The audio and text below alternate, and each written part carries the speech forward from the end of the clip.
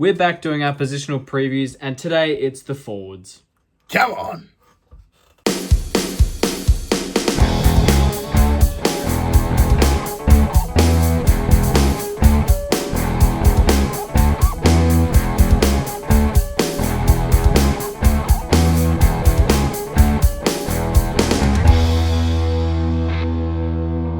Hello and welcome back to Off the Mark, an AFL fantasy podcast. I'm Mason. And I'm Casey, and here we are for the forwards. And at quite a appropriate time, I'd say. We've just had when the time of recording, we've just had the State of Origin game, WA Victoria, and we've also just had the match game between the Cats and the Hawks, which unfortunately neither of us got around to, but we've still got the stats and stuff to write and read about. Got some notes. Yeah. I've read about a lot of things over the day. Not a whole lot that we were looking for in that game anyway, I don't think. I mean, mainly the Hawks midfield mix, and a lot of the Cats were out because I think 4 or 5 of them played in the State of Origin. And they even... did you see they swung a late change? How Geelong of them? There's no way. I didn't see that. That's hilarious. It was just ridiculous. Yeah. It was actually... It was a Tanner Bruin as well, which was kind of the reason that a lot of people were watching for Geelong, because he is possibly a bit of value, although we haven't talked about him. Maybe we'll talk about him soon when we can see him, hopefully. But today we're doing the forwards. We don't have as many players probably as we've gone through in the other positions. I know I've got a fair bit to say about some players that if you've been listening along every episode, you'll know exactly who I'm talking about. But we've got some things to do. So should we just get straight into the big one? And it's probably going to be half the podcast. And it's Harry Sheezel. And now, if you know me, I've been the guy that's trying to avoid him. Casey's probably been the logical one who's just picked him in his side, as I think 60% of the competition has. Yeah. Here we go. Okay. You can pick Sheezel. I'm not denying that. I just don't think he should be a lock. I do not think he should be anywhere near as highly owned as he is. And I don't have him. So here's my first point. Where will he play? So we've heard it's the midfield, and that is true. Everything I've heard out of North Melbourne is that he is training in the midfield, but I have 2 questions about that. Where in the pecking order is he, and where is his resting position? Because he's not going to play 100% CBAs. He's got to have somewhere. And I actually don't think he's going to play like a 70-80% midfield time like a regular midfielder. So at 508 CBAs, only 2 games under 50% CBAs, LDU is number 1. We can all agree on that. Luke Parker and Tom Power had big stints during the year of like 80% type games. So I could see them also continuing that, or possibly going the other way, especially for someone like Parker, as they want to inject a bit more youth, I think. I think Sheezel's above Parker and Power. Wardlaw was a little bit injured, so he should get a lot more if he plays. I think Sheezel probably, we can assume, is a close second for CBAs to Wardlaw, with LDU being the clear number 1. But is his resting position half-back or half-forward is my question. It's one of those questions, and it's the only stance, you've made a good stance, because the only stance you could possibly take with the Sheezel conversation is where is he going to play, because we can't deny the bloke's an outstanding fantasy no, scorer. I've got more. Okay. You wait, I've got more stances. He has his average, like his lowest averaging year was 2023, his rookie year, and he averaged 97.3. Then he went 100, 112 and 109. And look, this might be a call just because of the pure cinema that Harry Sheezel has been for this podcast. I reckon he goes easily 115 and has career high fantasy scoring this year. I reckon that's going to be my Sheezel call this year. I reckon career high fantasy scoring. I just don't see any way that North don't play him in the midfield. Now, I understand where you're coming from, but I agree. Woodlaw has had those injury concerns. I think I'm not sure if they've been put to bed or not, whether he's going to be in there round 1 or not. But yeah, I think he's just been managed. I don't know whether it's been he's actually done an injury or they're just trying to manage him back. But I think I haven't heard anything about him not playing preseason or games in round 1 onwards. So I mean, we hope that he's there. He's a great player and they'll want him there. Sure. But I mean, one can assume that he's probably not going to play 23 games. So I was going to say, and you could say that it'll be the same. The concern is enough for me, even just to say that Harry Sheezel is probably the clear-cut number 2, maybe even number 1. But no, LDU, the LDU is number 1, and that's because he can't really play another position. Unlike Shees, who we know he can. As I said before, it's just running the same points that I've made in the previous podcasts with he's so good at halfback. ball percentage wise. And you've had blokes like Colby McKercher, who's unreal kick, Caleb Daniel, who we know has been outstanding in the past years. Maybe the Dogs, maybe not so as efficient as the at North Melbourne, but still an outstanding player. Can't take that away from him. And yeah, I think it's whether he plays forward or whether he plays half back is literally the only question that I have with Sheasel. But please, I'm keen to hear what other stuff you have to bring up. Well, see, I don't think they send him to half back. And I think you almost made my point a little bit. You mentioned McKercher and Caleb Daniel. Those two, I mean, McKercher played the first half of last year on the wing. And Caleb Daniel kind of dropped off at the end of the year. I think they're going to keep them there for the year.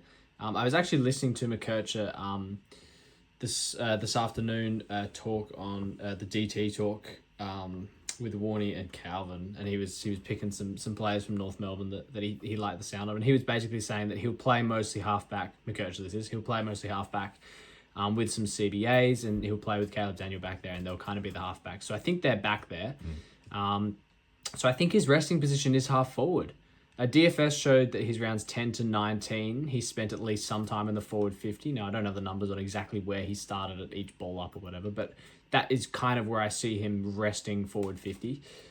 He averaged 102.4 in that, and there was an 81 and a 65 in there. So in 2024, he had less CBAs, more kick-ins, and average 112, had double the amount of 120s, better kick-to-handball ratio, more marks. I'm not excited about him moving away from that position at half-back. He's going further away from that. His CBAs are increasing, and his kick-ins and all those other stats I just mentioned are decreasing. And yes, he's obviously going to... The progression of him getting older, there's things that are going to go up with him being a midfielder. His tackles were up last year, all that kind of stuff. But I think that what we loved about Shees when he first came in was just the waxing off half-back. I mean, McKercher's great, but Sheasel is like McKercher on crack. It's pretty crazy. So I would... If he was resting a half-back, absolutely he's in my side. He could go 120. But that half-forward just worries me. You talk about a year of Sheasel getting 1 year older and coming more into his prime. A bloke who also gets 1 year older is Caleb Daniel turns 30 in round 3. That is true. I see where you're coming from, but as I said, he's got Colby McKercher, he's got Caleb Daniel down there in the back line. It's just,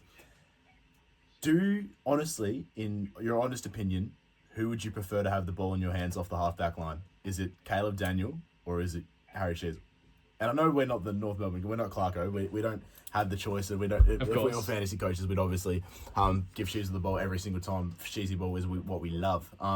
But it's from a footy perspective, you got to at least take that into consideration. If North aren't winning anything out of the back line, it just keeps getting bombarded and they don't get anything moving forward, who's the first player you move back there?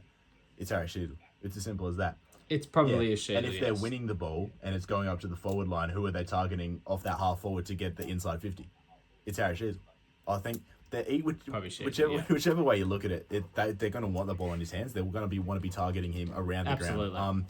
But yeah, it's and you did mention, which made me laugh. You said he averaged 102 when he played half forward. I'm like, you know what? Yes, he's priced at 110, but if your floor is 102 as an average, yes, you said he got a 60 and an 81. It could be worse ways to go, and that they've got an all right. Yeah.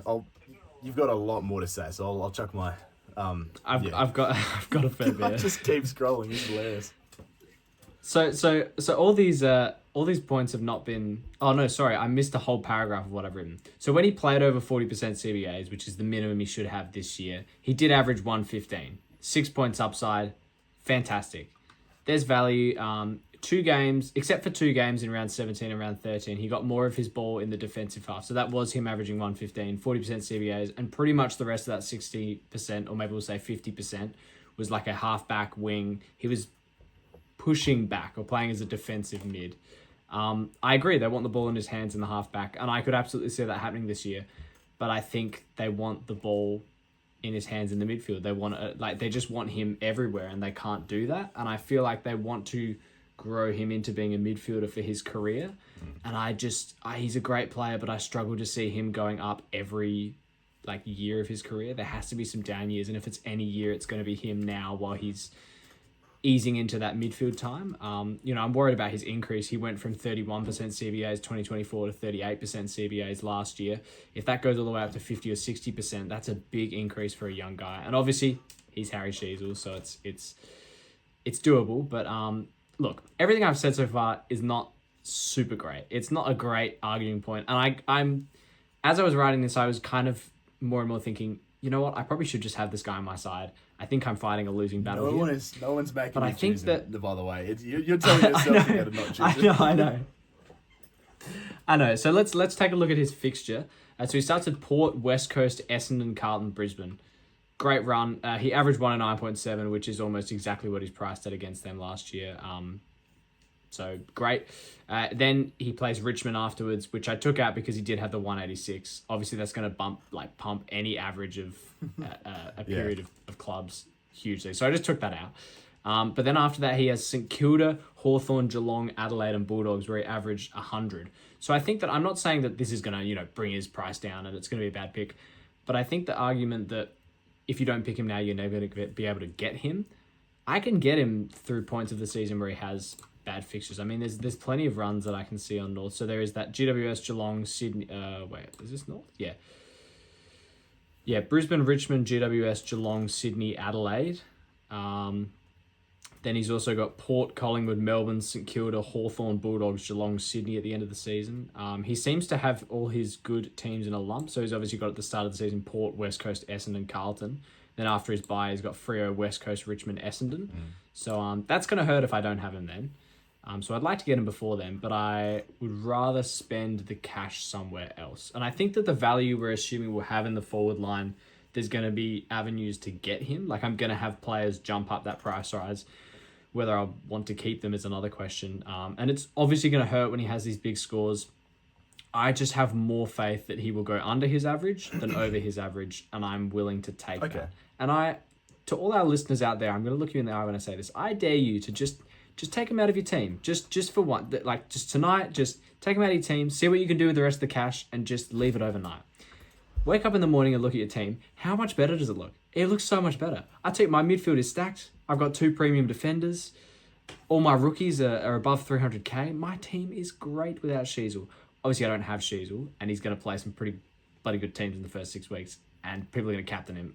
It's going to suck. But I would rather bet on if he does go under his average and it ends up being not a bad pick, but not a must-have, I've got like 200k that I've essentially banked from not having him and having Petrarca at my F1.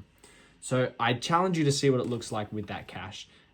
If you're willing to risk it on a player price close to their max, you can do it. You could, with that cash, you could chuck some cash on some rookies. You could get some better mid prices, just upgrade them a little bit, upgrade the sketchy ones to premiums. You could do whatever you want. I think every reason not to start Nasiah Wanganeen-Millera, except his buy, is the exact same reason you shouldn't start Harry Sheezel. I spoke in our Defenders episode about how I'm worried about him going into the midfield. It's the same with Sheezel, but I feel like people are just picking him because he's a forward, and I'll get to the whole picking him because we're a forward when we talk about another player who I don't think anyone's picking anymore. But yeah, I mean, look, I'll end my spiel with this. There's a way he could come into my side, and as I was writing this, I think I spent about an hour trying to find ways that I could convince myself he was a bad pick in every single stat. I sat there with the calculator doing his averages, and I was like, games where he had over 60% CBAs, but spent time, average 120 or so. It's just like, okay, I know. I'm just... No, I get you.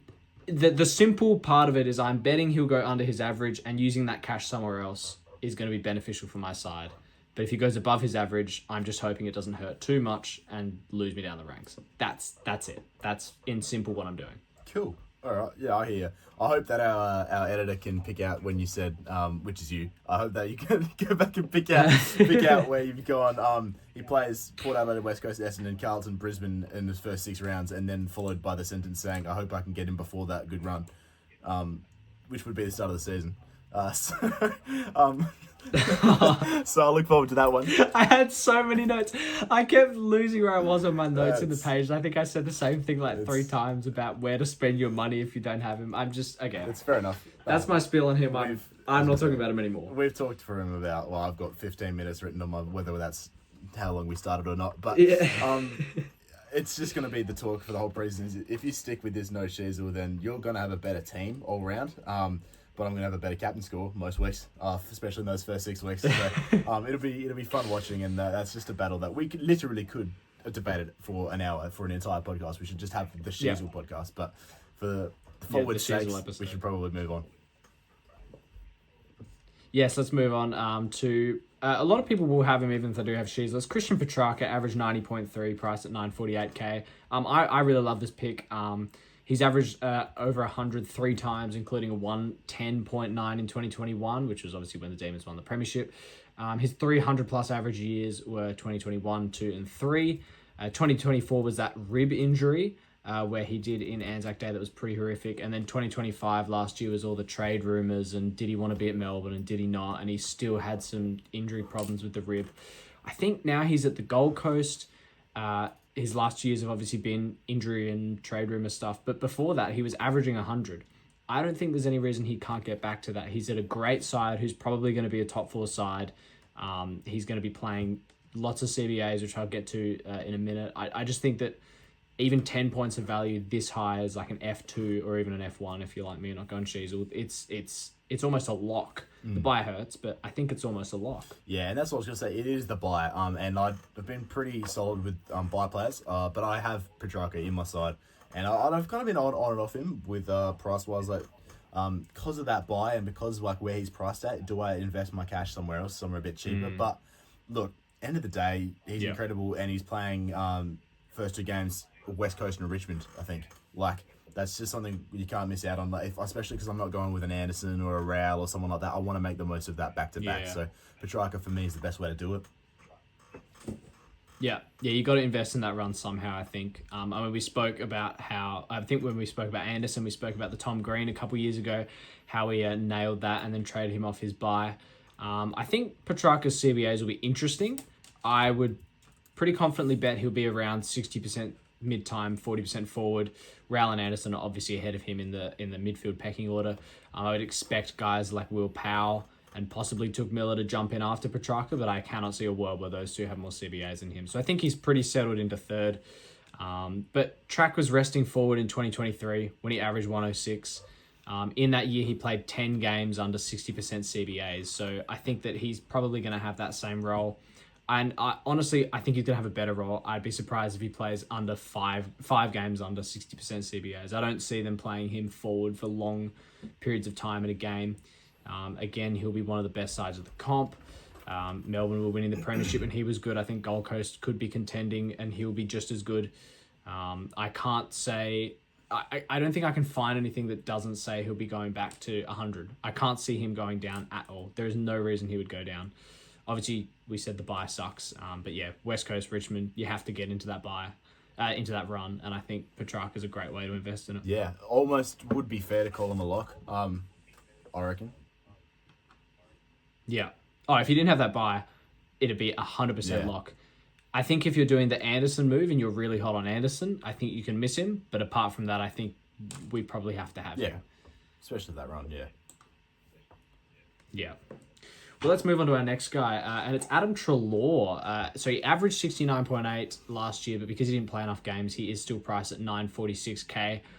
I'm saying a hard no on this. And this is where I'm going to bring up, I think we've been trapped too much in the thinking that we need to find forwards who are value, who might not have just as much upside as every other position because there aren't enough good forwards. Going through this list, there's plenty of good options to pick. There's obviously a lot of it is value, but there's plenty to pick. And I think everyone's going value. You can go there. You can hide behind what everyone else is doing. I think that we need to be thinking, would I be picking this guy who is a midfielder or a defender? If the answer is, oh yeah, I'd look at him, then I think you can pick him in the forward line. If the answer is a hard no, I don't think we can pick them. And if Adam Treloar was a midfielder, priced at 946k, and I thought, should I pick him? It is an absolute hard no. There's no way he would be in my side. 33-year-old Adam Treloar coming off an injured 4-game season, priced at 90, still not back into full training. I can't find a way to convince myself. Yeah.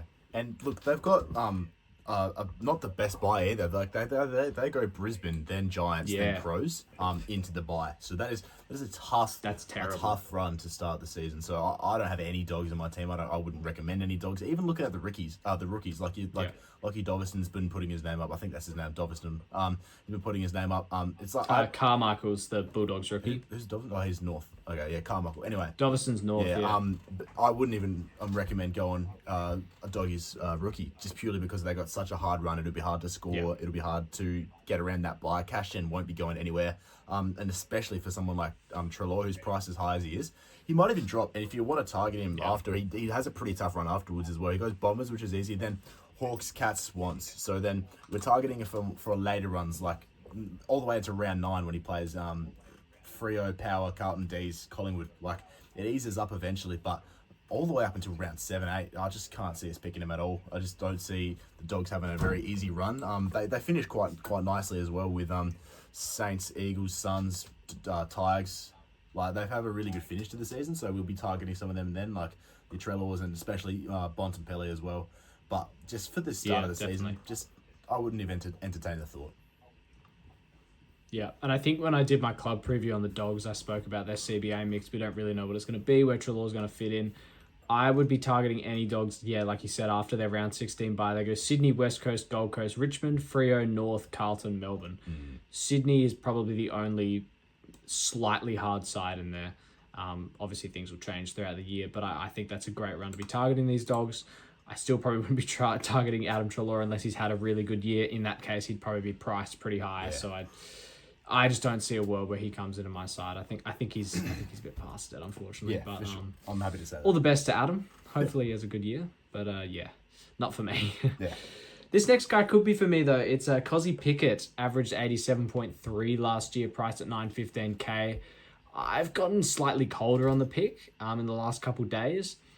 I just wonder, I've been thinking about the Melbourne CBAs a lot, and there are a lot of notes coming out of their match sim, their main CBA mix. Obviously, Cozzy played State of Origin, which he was fantastic in, by the way. He looked really, really good. So I think he's had a good preseason. He's primed for a good game. But it was Steele, Sparrow, and Windsor was their main CBA mix. Now, you would assume Pickett probably comes in over someone like Sparrow. I just wonder whether he benefited before from having less responsibility. And with, Viney, Petrarca, Oliver in there being the third or fourth midfielder, whether that was better for him. Steele's the only one who I can say is really ahead of him, majorly. I think maybe it could affect his scoring, having more responsibility to play midfield. So he had 69% CBAs last year, has 2 games over 90% where he scored a 64 and a 106. So 2 ends of the spectrum completely, having heaps of CBAs. I've gone a little bit colder, I think. Yeah, for sure. I was thinking the same because I was hot on having him over Petrarca at the start of the year. Then it's like I just have to watch that sort of stuff. Like Cozzy, it's fair to say now. Correct me if I'm wrong. I think it's fair to say Melbourne are out of the premiership window. They are one of the easier teams. They're not pushing for a title anytime soon. Title, championship, premiership. There we go. Premiership anytime soon. It's just like they're going to be looking for that rebuild kind of mentality with the young guys. Like so. Lots of talk's been coming out of their match sims with Windsor having a lot more midfield time and blokes like Harvey Langford and Xavier Lindsay. They're not just they're not just names that they're just gonna have on the pine and then on the wing and stuff like that. You were talking about Langford in the preseason and that we had a couple of our chats about. He's a midfielder, so obviously not talking about him now, but Cozzy might not even need to be there. Like if you're worried about having that less responsibility, whereas the third or fourth, he might still be that third or fourth midfielder. As on a total. Yeah, he could be. Yeah, he very much could be because he's an incredible forward. I genuinely because he's got all that midfield talk and all that sort of stuff, but I don't think it's hard to say that he might have that Petrarca role where starts in the midfield, pushes forward a lot more because he's a known forward and he's also still very decent around the footy in the midfield. So they want him up there, but maybe pushing forward as well. He's listed as a mid forward on fantasy, and I reckon that's probably what his position might actually be, game wise too. Yeah. So hard to say. They've got an alright run though, which is the only thing not the only thing. He's a great player. Don't get me wrong. But I really like their run. They go Saints, which is easier, I'd say. Dockers, we're not really sure. They were kind of easy, kind of hard last year. And then Blues, and then Gold Coast, Essendon. Gold Coast, who were gave up the most points for midfielders, despite how good they were. So that's a first five. It's pretty solid first five, which is why I'm massive on Jack Steele. Obviously with that run. So because a lot of us will have Jack Steele, we don't have to worry too much about missing on that good string of players. And then you might even pick someone lower like a Langford or even a Windsor if he gives that midfield time. I think we can survive missing Cozzy because I don't think the upside's not massive. Like the ceiling is there, don't get me wrong, but I don't think missing out, there's not much risk on missing out. You're not going to miss out on back-to-back 130s. Like, yes, he's doable, but consistently, I think we can happily miss that. Yeah, I think those ceiling scores of like he gets his ceiling scores when he has like 25 and kicks 3 goals. He's not going to do that every game. But I do not think that if he plays even a slightly less midfield role than last year, I don't think he goes under 87. I mean, I think he's pretty priced at where he'll be. I could see him at best going up to 95, so maybe there's a little bit of value there, but I probably see him sitting around 90, probably. Especially if you target him with his runs. And obviously that early run is fantastic. I don't actually know. I think that I might have changed him out for a guy who we'll talk about soon who was on fire today. Yeah. So I might not have him on my side anymore, but he's been in and out of my side all preseason.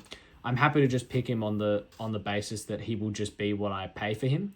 And I think that's okay to do. So yeah, and that's the last thing I think we can pick him. That's the last thing I was going to say about Cozzy as well. Is like I could kind of 100% tick off having Cozzy if you've got no Sheasel. Like if you go Petrarca 1, Cozzy 2, you've got the cash to do that. That's completely fine to have both of Petrarca and Cozzy. Like you don't have to toss them up like that. So that works fine. Yeah.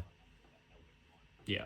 Yeah, as much as I said before that we're looking for forwards who we wouldn't mind picking in other lines, I think because it is a little bit thinner, especially on the premium side, you probably want to have 1 or 2 premiums or at least guys priced around that 90 or above. I think we can pick guys who are almost priced at what they're at. Just because of that, we don't have to necessarily search for value in our premium forwards. And we'll probably talk about our last kind of premium forward, also priced similar to Cozzy, and it's Isaac Rankin. So he averaged 87.2, priced 915k. So obviously has that round 1 suspension, which is essentially just like an early buy for him. So we're not starting with him, but I just wanted to talk about him because he could be a target that we could look for later. So for me, for him to be a target, I need to see that mid-time. It's looked like it's there in the preseason. He's obviously going to play match sims, and I don't know if he's suspended. Does he play? Well, they still play match sims. Yeah, they still play preseason and match sims and all that. Amy Community Series. Does he play the Amy Community? Right. Okay. So we'll see him in that. I'm pretty sure. So when he had 50% or more CBAs, he averaged 97, which is fantastic. If you take that to 40% CBAs or more, it's a 91. So it's essentially the more CBAs he gets, the more he is. But priced at 87, obviously Cozzy has more upside, I think, and especially with not missing round 1. Rankin's someone I think we can look at after round 1. So from round 2, he goes Bulldogs, Geelong, Freo, Carlton, St Kilda, which is not a terrible run. A few games in there that are at home for Adelaide, so that could be a not bad run for them. That's through the like kind of gather round stretch where they have 3 in a row at home. So I think he could be good. I think he could be good. Not as much value for me as someone like Cozzy, and priced around the same. I'd just rather go there. But if he didn't have the round 1 suspension, we'd be talking about him heavily as a non-buy player and what he can do, I think. Yeah. The only thing for me with Rankin is, look, and he did this a lot last year, especially at the start of the year. He went 107, 70. 116, 69. Yeah. 107, 90. Like, he up and down. It's just consistency that we're after, and we don't find, especially priced at 90-15. Yeah, you sure you hit 120s, but if you hit 120 and you're also hitting at 70, your average is 80 or 90. Sorry, like you want the upside. Yes, he's priced at that, but you want that consistent, like higher scoring, like to push the average rather than just sit around where he's priced. Like at 19, priced at 915k, you look at your Cozzies, you look at your Petrarcas. With Petrarca especially, I think there's a little bit of meat on the bone there, and we can get some cash out of that. I don't see that upside with Rankin, especially not for the start of the season. Like each to their own, but dogs and cats are both a little bit not as easy last year as they have shown in the past. So harder matchup, and I'm still with the Crows CBAs. Like, what do you see their CBAs? Like, neither of us are Crows guys. We've got a lot of Crows friends, but which one what do you see their CBAs looking like? Obviously, it's. I think Dawson and Saligo are the two guys. Yeah. I think I've heard good things about Sam Berry this preseason, and I was a little bit hot on him at the very start of our preseason that we started here and off the mark. I've cooled down the Jets a little bit. That was maybe a little bit crazy of me, but I think that he's probably third, and then it's probably Rankin after that, or at least he's tied with Berry for that third man. Then you get into guys. I mean, Peatling probably fits in there. Yeah. I just think there's the main two, and then there's like a bunch of guys that are fighting for third. Yeah. And then you have guys like Rochelle who might come in for a 20 or 30% here or there, and all that kind of stuff. So yeah, I mean, I would just have to. I think it'd be a good pick if I can see that Rankin is clear third man in there. Yeah. No, fair enough. I'm kind of the same. Yeah. I'm not massive on him at all. He's a no for me. Yeah. Too easy. Well, let's move on to Sam Darcy, average 82.2, price at 863K. I'm a no on this one. I just don't think we're doing key forwards this year. I think I said in a previous podcast that it could be the year with our forward lines being thin, but I think we found enough over the preseason, and we'll find even more as we get towards the games. I think if there was anyone that I could pick as a key forward, it's probably him. He gets good time in the ruck, scores around the ground. The price at 82, I just don't think there's much room to grow, and I think a lot of people are banking on him kind of naturally developing as a player, and I don't think that's enough for me, especially priced at 82. So it's just a no for me. Yeah. No, I'm the same. It's like you look for these guys. Like you've said it already. Do you think Sam Darcy will be the Coleman? Yes, I do. I mean, I was thinking that too until I saw Jesse Hogan in the State of Origin. That's my pick. He was bloody good. Yeah, but no, it's the consistency levels with key forwards, and like we talked about this when you did the Crows preview, and we were talking about Phil Thorpe and blokes like that. It's their ceiling is so high, you can't just look at them and skim over, go to the next person. You have to put some thought into it. But it's just like, I don't think we can consistently go for the key forwards. Like, yes, there's some upside, and what I'll be keen to see is how teams do rucks this year. Like whether it's just you get a zone, because they're not waiting for people to nominate anymore. So do they want a midfield ruck, forward ruck, and a back ruck? Because like Sam Darcy, anytime the ball goes in the forward 50 line, like that's what most teams do anyway. Anytime the ball goes in the forward 50, but will he be pushing out and taking a few more hit outs, which is either a good thing or a bad thing, whichever way you look at him. Gets access to more hit outs, gets less access to being the receiving end of a kick inside forward 50 and a mark. Like, what do we see? We don't really know. I think, especially with a team that has a bye, it's very easy to just say, you know what, I'll look at you at the end of the season when we're looking at key forwards, that kind of thing. Picking matchups rather than picking runs. Yeah. So don't get me wrong, he's an incredible player, and I had him for the back half, probably the back third of last year, and he did me well. Averaged all right, averaged about an 80, had some really high scores, but had some low scores, and that's what you're going to get with key forwards. So, yeah, it's a no. Yeah, pretty much. Let's move on to our next guy then. We'll go to Dylan Moore. So I've been a very happy owner of Dylan Moore in the past. He averaged 81.8 last year, priced at 858K. I think if he can increase his midfield time, he could go close to 90, which would put him at about 9 points upside. He's averaged it before. He averaged 93.3 in 2022. He averaged 92 in 2024, averaged 88 in 2023. So he's down on what he usually does from those last 3 years. I think the worst he could do is probably about a 70 to 75, especially if Hawthorn drop even slightly, which is why I've kind of got him as a maybe. Yeah, I look at Dylan Moore and I think he's an incredible player.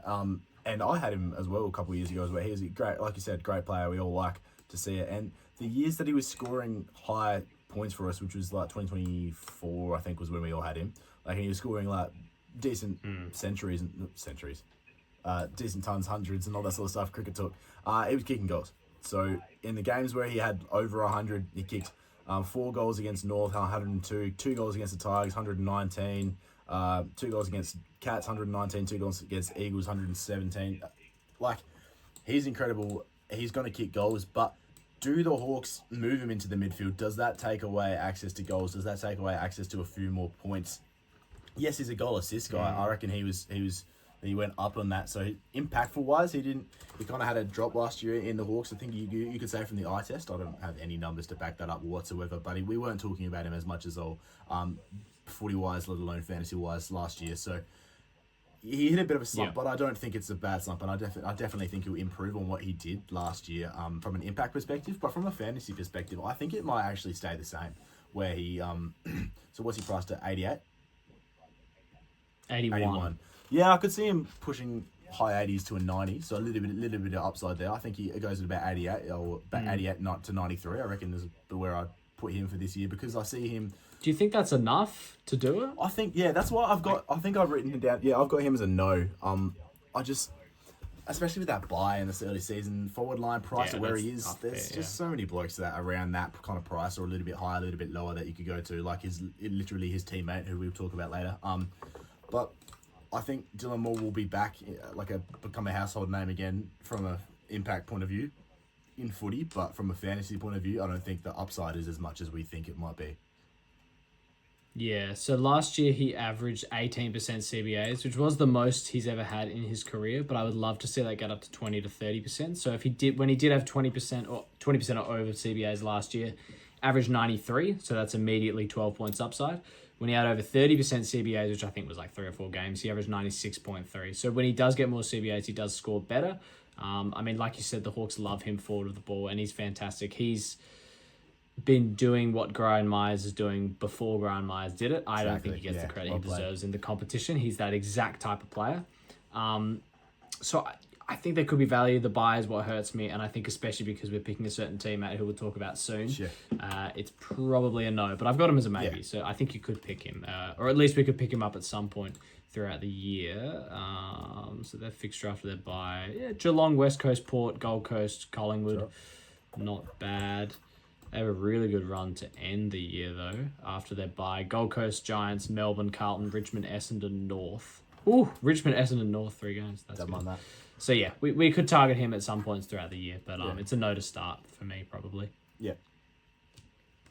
Well, let's move on to our next guy in Jordan De Goey. So he averaged 52.7, but is still priced at 12K. It's an absolute no for me. Round 2 bye, no. Injury history, no. Still priced in the 70s, no. High 70s, no. And for me, his ceiling's like 80 to 85, which is enough value that you can probably miss it. I don't think that you're missing out if you don't pick him. I really struggle to believe he can go 90. His closest was 86.8, so he's never averaged 90. Closest was 86.8 in the Pies premiership year. I have a little bit of bias because I'm a Carlton spot. I believe they're going to absolutely shit the bed this year and be like bottom 6, but I don't think there'll be a top 4 side or maybe even a top 8 side. I struggle to see whether he can get to 90 or possibly even like 85. So I just don't think it's enough value, and especially not with the round 2 bye. It's just an absolute no. Fair enough. I'd also agree on most of those points as well. The only thing for me with Jordan De Goey is that he's never had a season where he's just had like full proper bulk midfield time. Like he's always played up forward. And the talks are for this season that he does have bulk midfield time. Now, that's not something that I'm just going to look at and go, oh yeah, bulk midfield time for a bloke price at 70. Yep, cool, move on. I've got to pay a little bit of attention to that. So I've got to add him to the watch list. Still a no. I'm not going to start him at all, especially with that buy. Not looking at any Pies players, even after Nick Dacre scored 149 in the State of Origin. Still not looking at any Pies players. Yeah. But you can't. I'm not going to ignore the fact that he might have a improved fantasy role this year with bulk midfield time. I had a stat up for his 2024 and 2023 seasons, which, mind you, was only 18 and 13 games because he struggled with injury. In games that he had over 60%, he averaged 93. So that was 5 games in 2023 and 4 games in 2024. He's averaging 93. So he hit 1 ton against the Tigers. Wait, let me get this back up. I always spell his name wrong. Anyway, he had a ton against the Tigers in 2024, and a ton against Port Adelaide, ton against the Hawks as well. The 3 tons where he's had over 60% CBAs. So, he can do it. Is all I'm trying to say. Like, don't just blink your eyes and go straight to the no. I think it'd be worth watching especially as a point of difference, because as you've just mentioned, there's so much things going against him that most people will just skim over him. If you're doing draft, we're not a draft kind of podcast at all, but if you're doing draft, don't ignore him, kind of thing. Like, that's just all I kind of got. Oh yeah, absolutely. If you're sorting about average in drafts and he's 52, I'd bump him up to at least a 75. But so he's 2% owned, so he is pretty pretty unique. I mean, with the round 2 bye, you just don't start him. But I think that you could target him at points through the year if we can see that CBA role is there. He has had 2 seasons though. So one was the 2023 season you mentioned. He had 79% CBAs for 21 games. And he averaged 86.8. That was his big year. And then 2022, he had 77% CBAs in 19 games and averaged 79.1. So, what the fuck? I've stuffed up my stats then. What the hell am I reading? Yeah, my bad. DFS includes their like game tally with finals, which is really annoying for fantasy because it doesn't count. But it's like, so. I was gonna say, I'm not but that bad just the maths, fact that so. No. So the two years with high CBAs, it does look like it was relatively. Oh, actually, 2023 was alright. It was mostly high 70s, low 80s CBAs. Not too many. Yeah, he had CBAs every game, and his lowest was about 40% in those 2 years. So, interesting. Yeah, he'll be an interesting one to watch through the year, I think, but we're not starting. Yeah. Let's move on to Brent Daniels. So he averaged 47.7, but his price is 793. There's a lot of these guys here that had injury-affected years and are still priced pretty high, which is a bit annoying. But I just put him here because I think he could be their beneficiary from CBAs. So the Giants are absolutely decimated at the moment. Tom Green confirmed ACL today. Callahan has possibly got a hip injury that could keep him out at least until round 0.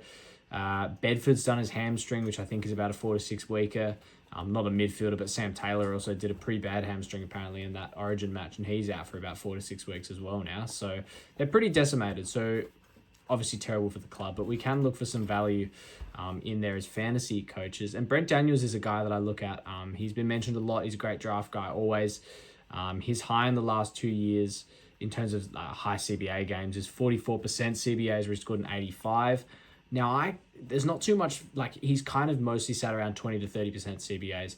If he can jump to that 40 to 50% and become like a 60% forward, 40% midfielder, I could see him averaging about 80 to 85. And priced at 76, I almost feel like that's enough upside, possibly. Yeah.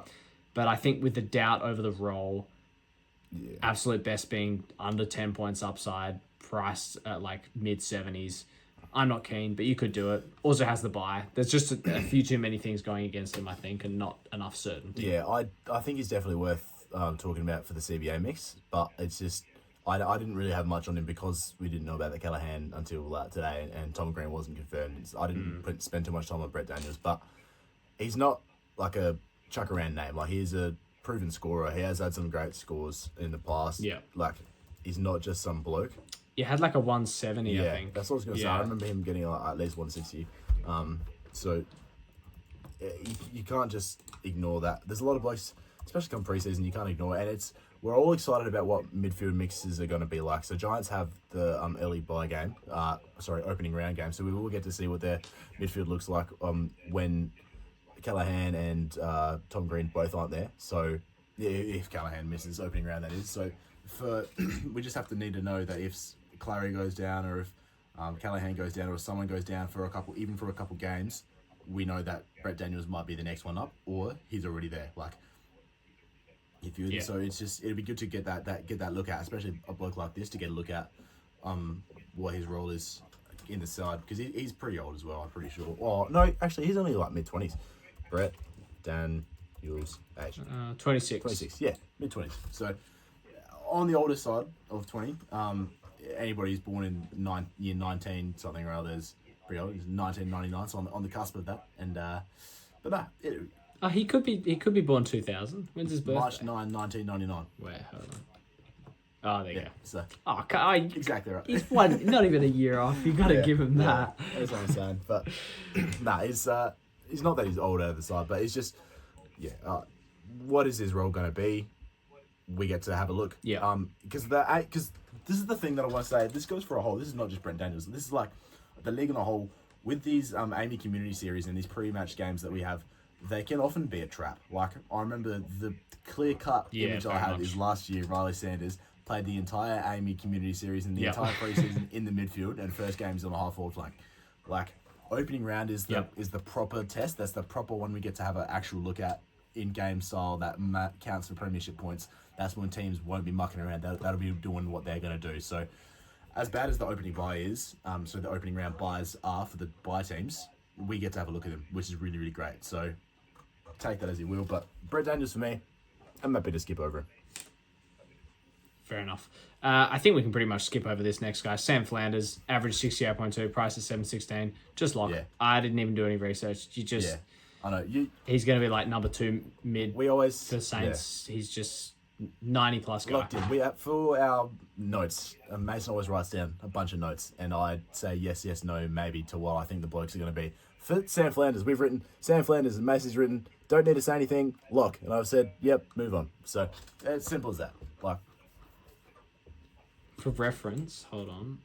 Here's how many words I wrote against Sheasel. Hold on. Oh, fuck, I've highlighted the whole. Hold on.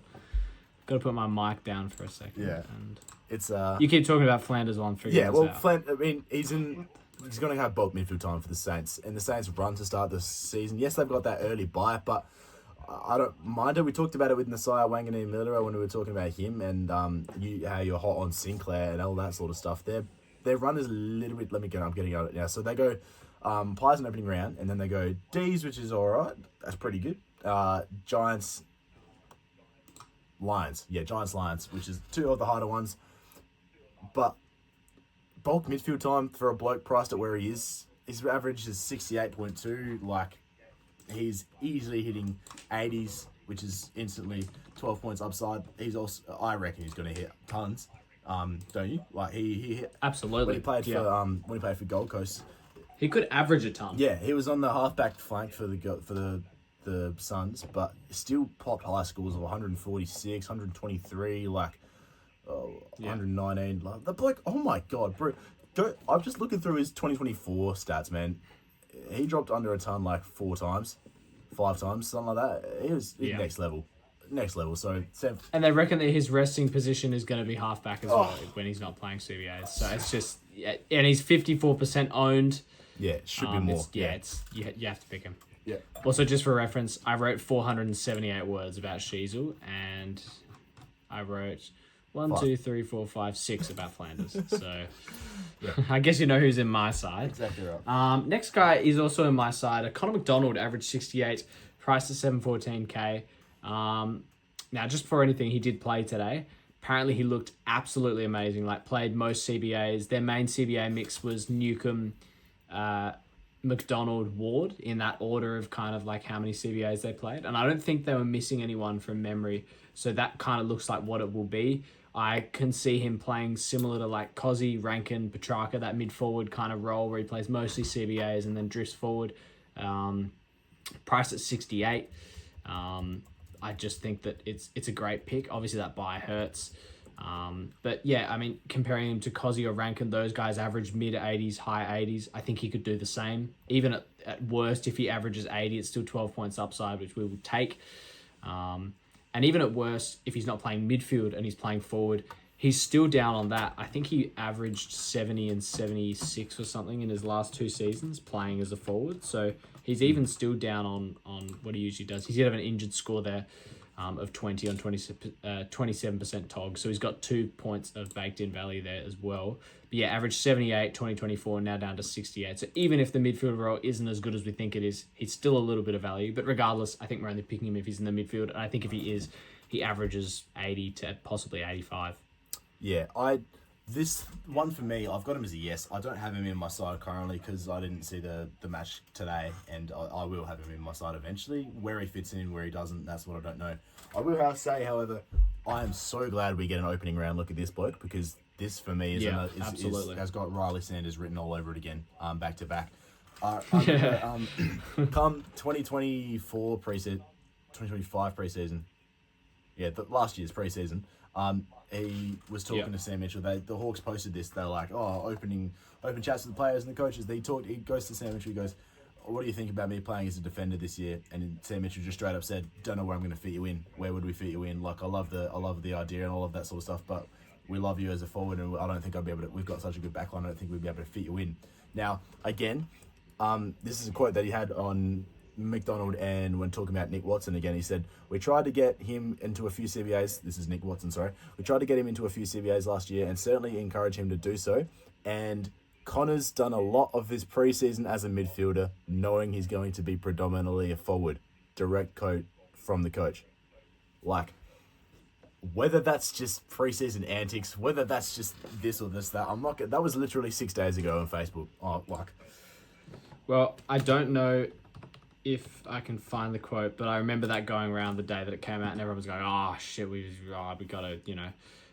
Is there more? But he did come out and like kind of. I think people were asking him about him, and he said, "No, he will actually play, you know, mostly midfield or something." Okay. Yeah. Here we go. Hold on, my X is loading. But yeah, I think he's going to be a good pick if he plays that midfield. And Nick Watson also did jump in for a few CBAs as well, so I could see them using a few people in there.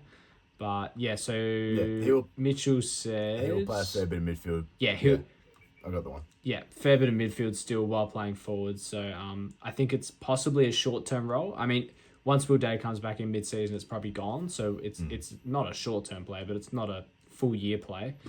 I think it's, so AFL Ratings Pete, which if you don't follow him on Twitter, he's amazing. He reckons 50% approximately based on everything he's heard from Sam Mitchell. So, yeah, I mean, that's enough to pick him for me. Yeah. Let's move on to Tim Kelly. So he averaged 63.3, priced at 664K. I didn't have any notes on him because I figure as a West Coast fan, you'll probably know more about him than me. And we've kind of brushed on him a couple times, I think, when talking about West Coast midfield mix. He actually did play in the B team in their match sim, I saw, and then jumped into the A team for the second half, which absolutely, like, just puts me off picking him at all. Like, there's no... That's... scary, but the thing with that is, he's definitely value. I see that West Coast preseason, that inter-season match, whatever you're gonna call it, intra-match club one is a little bit misleading because 18 players switched teams at halftime and they started not in a click because Liam Duggan, the co-captain, was also on the same team as Tim Kelly in the B team at the start as well. So it wasn't just straight clear cut A and B, because they were trying out different things here and there. They were trying out blokes playing up forward that don't usually play up forward, like Clay Hall, Ruben Jimby, who's been a defender, midfielder. They were trying him up forward, just like throwing literally. So that first half you can kind of scratch if you want, and the second half was a little bit more how blokes are going to play, which sucks because Bo Allen got moved back to the anyway. No, Tim Kelly, it'll be interesting. We've spoken about him a lot, like. He had the massive drop-off that he did, but he's known scorer. He's averaged 96, 98 in the past. We know he can do it. Will he do it again? We don't know. He averaged 63.3. It's literally 20 points under what he did the year before. Yeah, that's a lot of... Almost 30. And 35 from the year 2 years ago, Yeah. The argument that he has is that he has a lot of value if he can get even a glimpse of where he was. If he can get some more midfield time as he did in the last few rounds... Because the last couple of rounds, he averaged more midfield time. He got 80% of, so between 60 and 80% of CBAs. I don't know if you got the CBA numbers in front of you for the Eagles. Let me go. Get him off. There. So he played in the back half of the season. He came into Tim Kelly. Yeah, for the last four, so round 24, 23, 22, 21, and round 20, massive boost in CBAs. 82%, 83%, 89, 75%. And he scored a right fantasy-wise in the end of the season. Like, I don't currently have Tim Kelly in my team. I haven't really experimented with him in my team, but certainly priced at 664. It's not out of play. It's not out of play at all. And I think it's more a play for later in the season. Like, it's not a starting pick, I don't think. I need to see the role first. Just knowing he went back-to-back 90s against the D's, which is, they were the D's, but then against the Crows, who were in hot form going into finals last year in round 22, he scored 90 against them. It has some hope for me that his back half of the season, you're only as good as your last game, the back half of the season can show a little bit of what might be to come. Do I think he's going to have anywhere near as much midfield as he was in the time where he was averaging 96 and 98? No, I don't think so. I think that Tom McCarthy's going to get a boost. I think Elliot Yeo might get some CBAs as well. I think Harley Reid, Willem Dersma, those blokes are going to get some midfield. Brady Hoff was getting some midfield time, but he's injured, so there's a little bit up for grabs. But then again, Tim Kelly was probably getting it over Brady Hoff. He was also the captain. I don't know. I'm pretty sure he still is the captain. No, co-captain. Like we've got Duggo and Liam Baker as well, who's co-captains. But it's like this kind of reminds me of like when Tom Jonas was playing for Port, and he just kept getting a game, and he wasn't consistent enough, and wasn't playing well. But they just kept giving him games because he was the captain, and then eventually we dropped him, and he got his shit back together. We dropped Tim Kelly, and 2 games later he was 80s for midfield.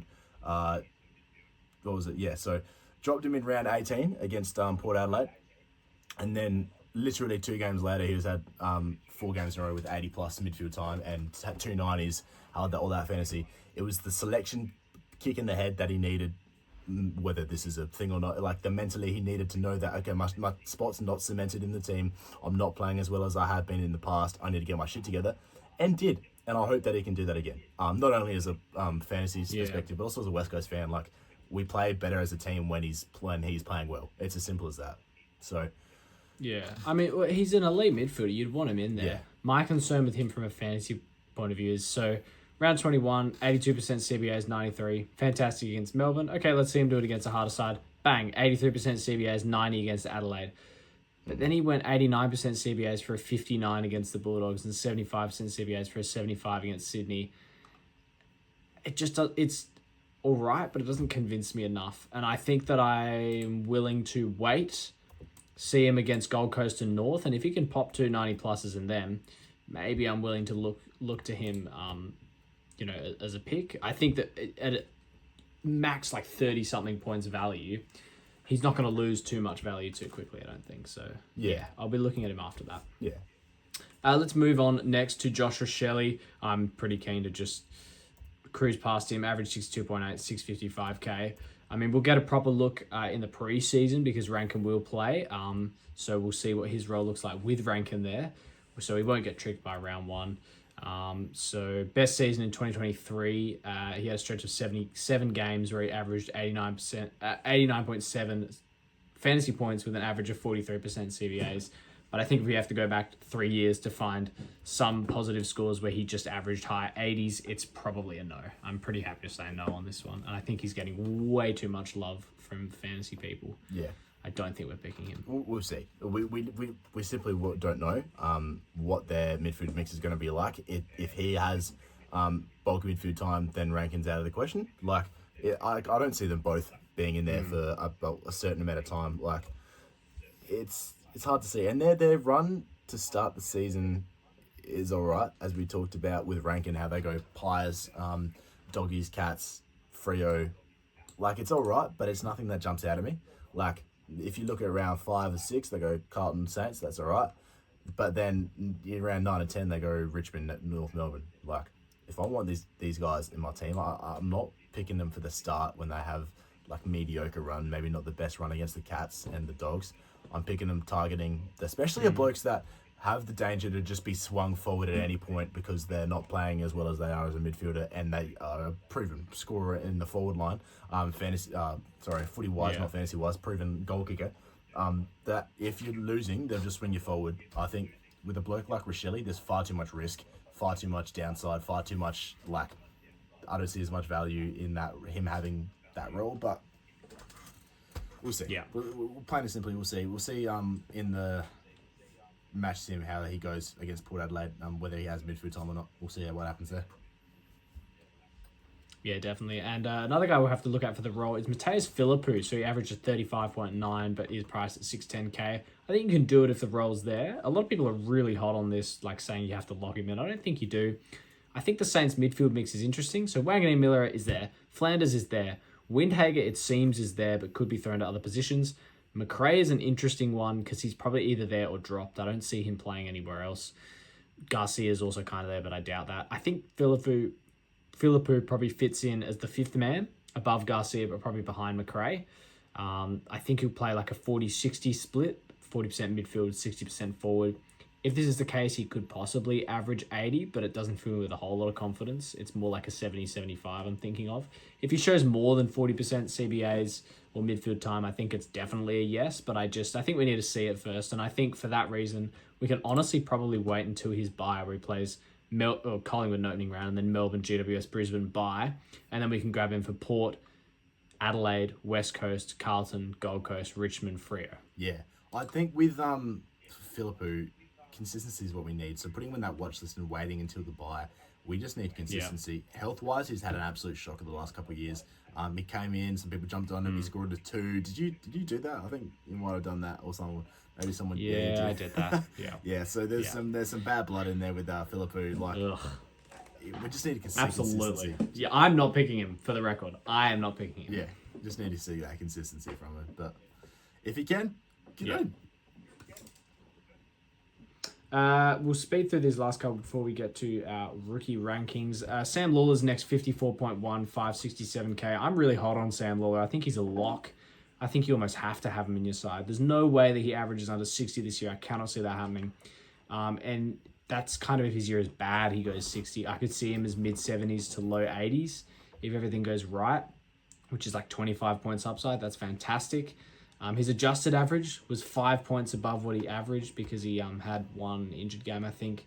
And he only averaged 21% CBAs. If that doesn't go up to 50% this year, I have no idea what they're doing. Prestia, I think, is injured again. Jack Ross won't get what he did last year, which was like 60 or 70%, I think. I think it's Taranto, Hopper, and then Lawler is the third man in there. And even Taranto, I think, has been floated as playing some forward time this year. I mean, Lawler's the number 1 draft pick. He's had 2 preseasons and he's barely played any games. I think he's raring and ready to go. And I think I actually heard Tom Lynch, it might have been, or some high Richmond player saying that watch out for Lawler playing State of Origin next year. So, I mean, if he can get to the level where he's been picked, and for Vix as well, playing State of Origin, and he's priced at 54, he's at my side. Yeah. I think for me, I'm just going to put a dent to this. Sam Lawler or Jack Ross, who would you have in your midfield? Sam Lawler. Yeah. And for the future, Sam Lawler. And if a bloke... And for every other facet, Sam Lawler. And if a bloke like Jack Ross can average 72, Lawler's 10 points above that, which means he's 20 points above his value. Yeah. Even in a shitty Richmond side. And there's word of Taranto playing as a forward as well. He has done that a couple of matches and played really well. There is so many CBAs up for grab. Lawler just averages, well said, Casey. Lawler averages way above his what he's priced at easily. So, tick, tick, tick, way to go. Yeah. Next guy here, I don't know if you've had any notes written. I think I added him pretty late into our document. I'm going to try and sell you on Taj Houghton. So he's only one name I heard today. I don't remember who I heard it from. I was listening to something or reading something. So he was a rookie last year, averaged 50.9. Played some CBAs, but not many. Kind of just like a wing, half back, half forward, is kind of everywhere role. The word is that he's going to play a lot of midfield time this year. And I could see him being like one of those younger, low time on ground guys that does play through the midfield and doesn't like kind of 60% tog managed minutes kind of thing, especially with 5 on the bench, maybe even resting at like a centre half forward. Apparently, and this is where this is coming from, he looked amazing in the match sim, like number 1 mid on the ground, kind of best on ground type thing. So I guess maybe we watch over the preseason. Maybe it's one that we wait until we see a couple games and see if the role is real.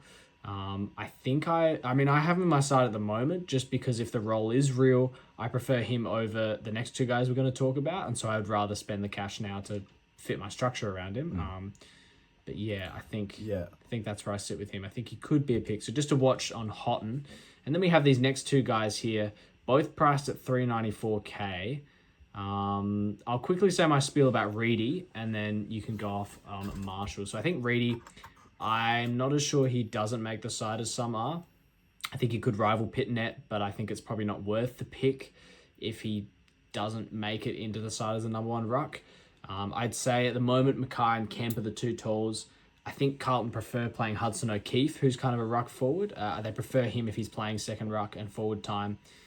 Reedy will score, I think, if he comes in anywhere. Even if he's playing as like a second tall, I think he's valued at 37. But I would only be picking him or wanting to pick him if he's going to be playing as like number 1 ruck. And even then, I think it's too risky for him to just be thrown out at any point for Pitt and Ed. I don't think we're picking him. Okay. Yeah, cool. I've got him in my side. I've got to rethink that one. I haven't really spent too much time with him. He kind of just got a free pass as like a forward mid rookie who I kind of rookie price-ish who I know will play. Well, maybe you go to Taj Hotton. That's what I'm thinking. That's exactly what I'm thinking. Next bloke, Todd Marshall. I don't think I'm going to take him out of my side for Taj. I just like the upside with Todd Marshall playing down back. I went to the intra-club where Port played Port like in person, and I was right on the boundary in the forward pocket, and him and Jacob Moss fell over right near me, and bro, like, he's huge. Like, Todd Marshall was never, like, I never picked him as, like, a big bloke, wise. He spent the entire year last year rehabbing his, I think it was his Achilles or something like that, ACL or something like that. I should know. Come on, Casey. Anyway, he just hit the gym for the entire year, or at least it looks like that, because he is fucking huge. And, like, the fact that he is a known marker, like contested mark down up forward line, makes me excited because I kind of see him as that the Lear type who can push off of his man and just intercept mark, float across, take pack marks like from the front, that kind of thing. Because he did that as a forward, and he has obviously the ability to do that as a back. Now he's been taking some kick-ins in the match sim and intra-club and that sort of stuff. Do I think he'll do that in game? Probably not. I think that goes straight to like your Connor Rosies and your Kane Farrells. But you're going for a kick down the line or a short kick just right close to you. Todd Marshall is probably a man. He's probably not going to lose that many contested marks. At least he's not turning it over. Like if you're going for a kick down to the boundary to Todd Marshall, he's going to mark it or spoil it out of bounds 100%, like probably 99 out of 100 times, and 1 out of 100 he gets outmarked. So they'll probably look for him in that sort of.